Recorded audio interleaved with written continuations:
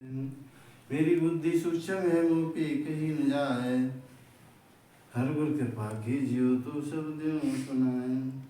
बोलो राम। परम पूज्य परम श्रद्धेय सद्गुरु सुखराम महाराज जी के ये अनुभव वचनों का ग्रंथ है। अनुभव वचन महाराज जी ने बिराई राम चौकी पे बैठ के 18 वर्ष भजन किया।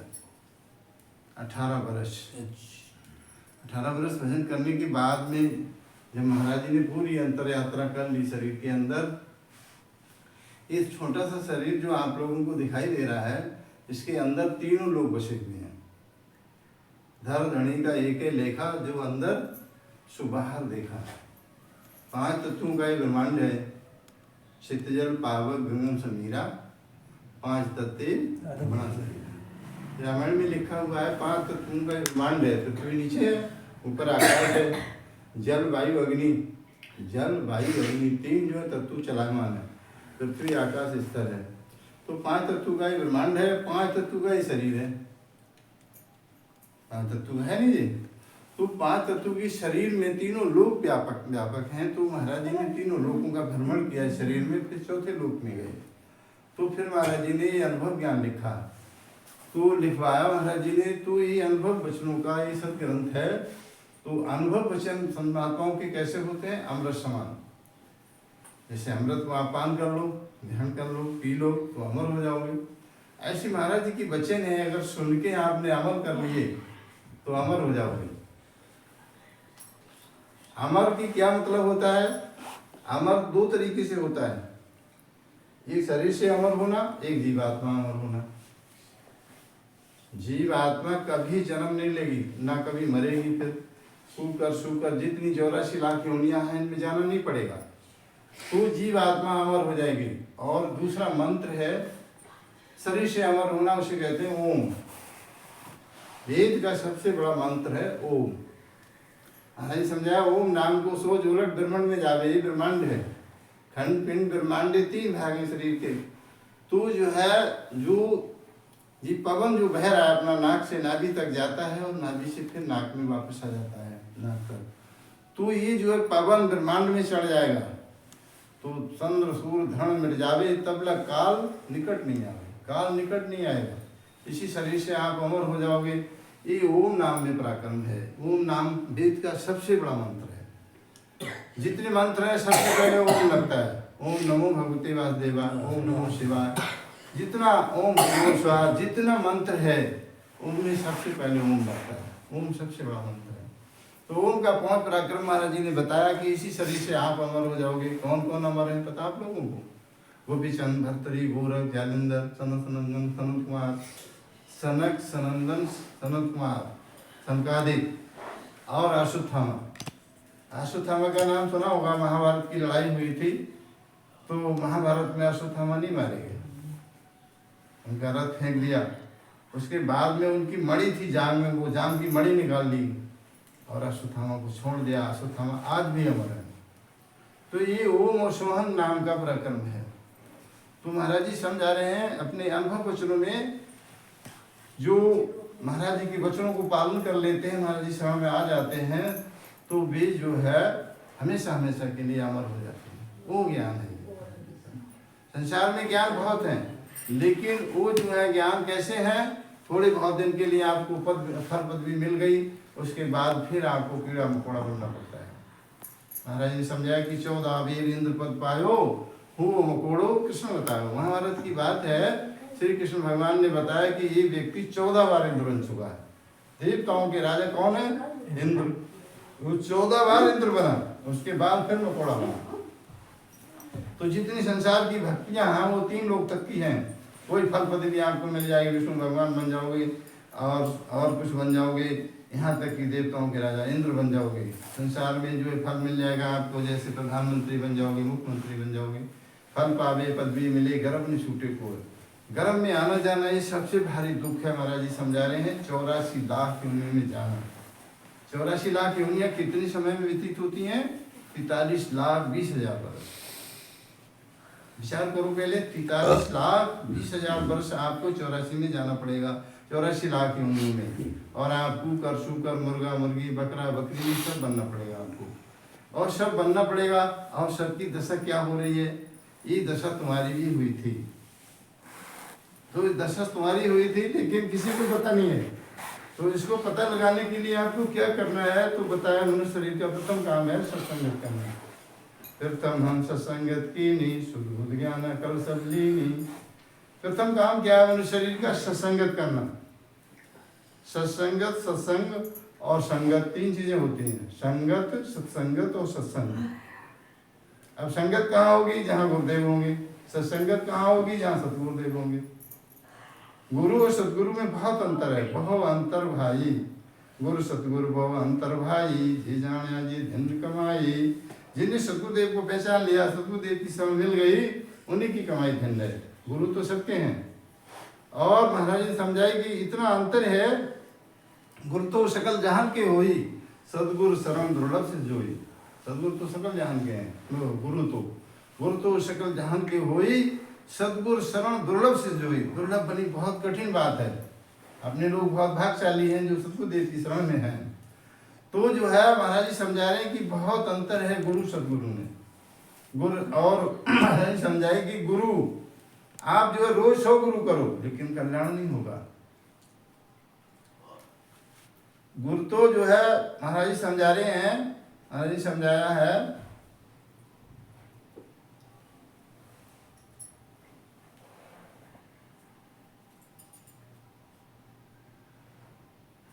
नित्य दिहाड़ी गुरु 100 करो।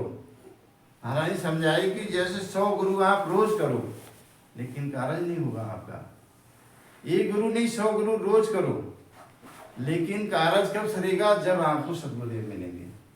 तो महाराज जी समझा रहे हैं कि जो जीव मेरी शरण में आ जाते हैं, उन्हें मैं आवागमन से मुक्त कर देता हूँ। आवागमन क्या है, 84 लाख योनियों में नहीं जाना, उनसे छुटकारा मिल जाना।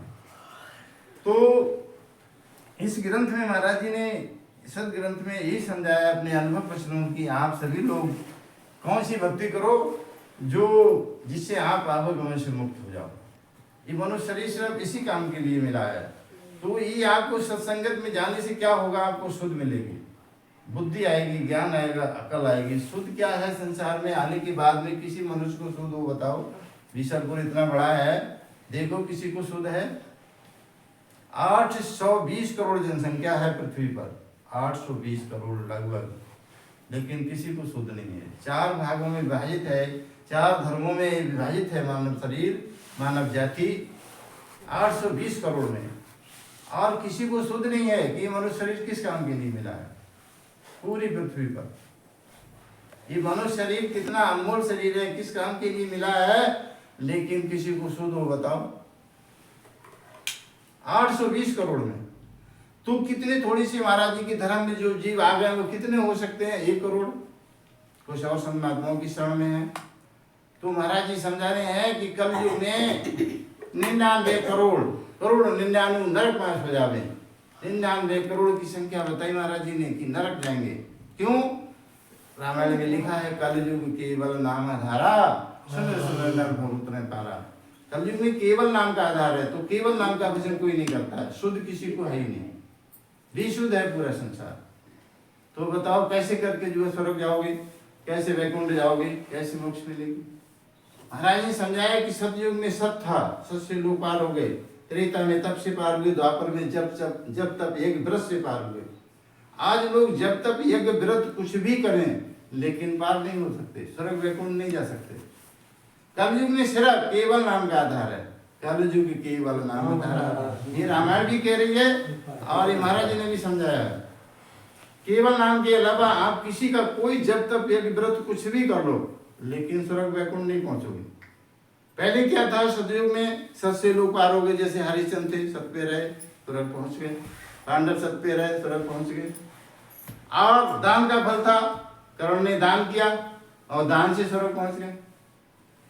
समझाएगी जो है पांडव 5 स्वर्ग में मान ले, हरिश्चंद्र कर्ण से थे, पांडव 5 स्वर्ग में पहुंचे और हरिश्चंद्र भी पहुंचे, कर्ण भी पहुंचे। तो कैसे, कर्ण ने दान ही तो किया, जब तक एक और कुछ किया ही नहीं, दान से पहुंच गए।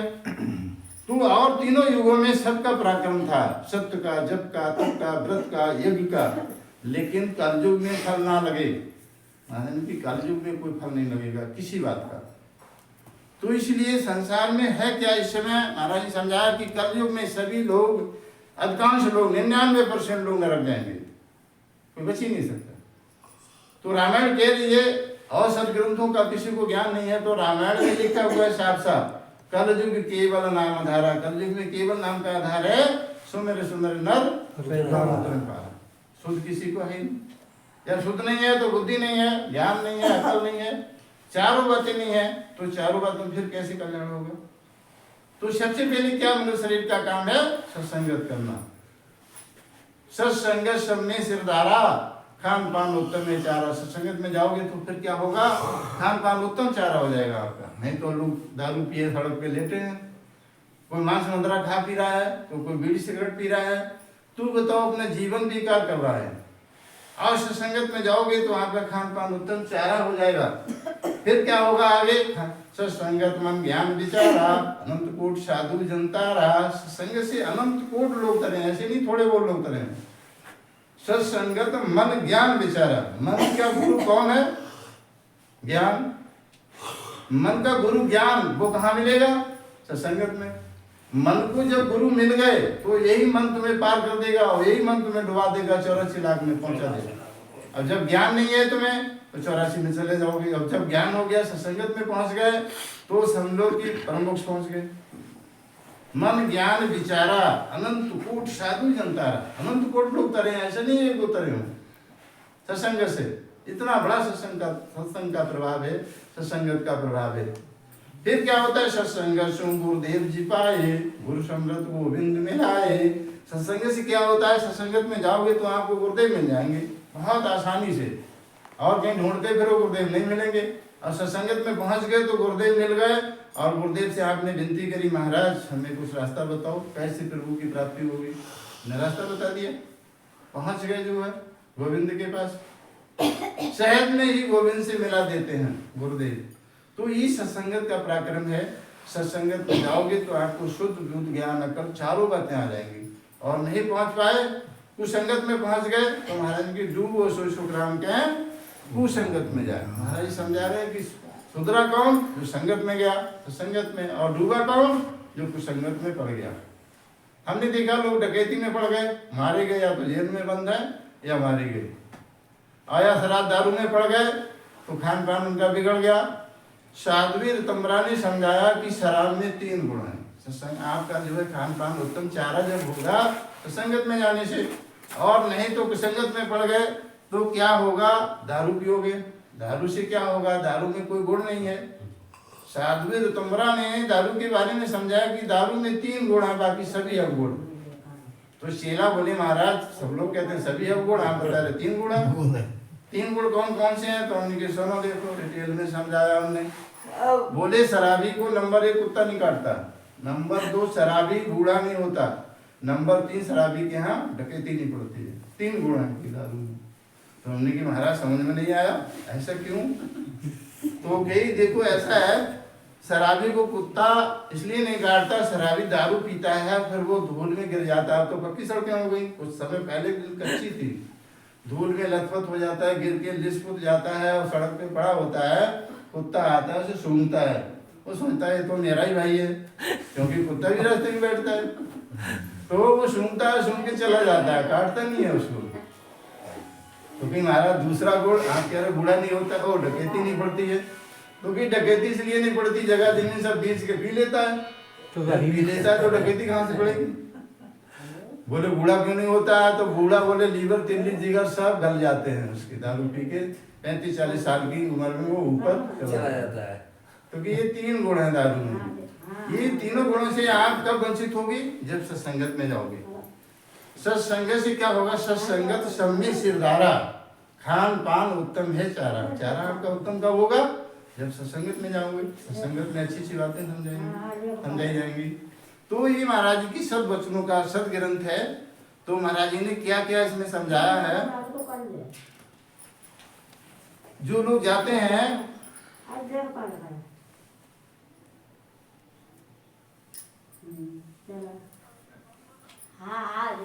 तो ग्रंथ बहुत बड़ा होगा ना, बहुत बड़ा ना, बड़ा मजा होगा।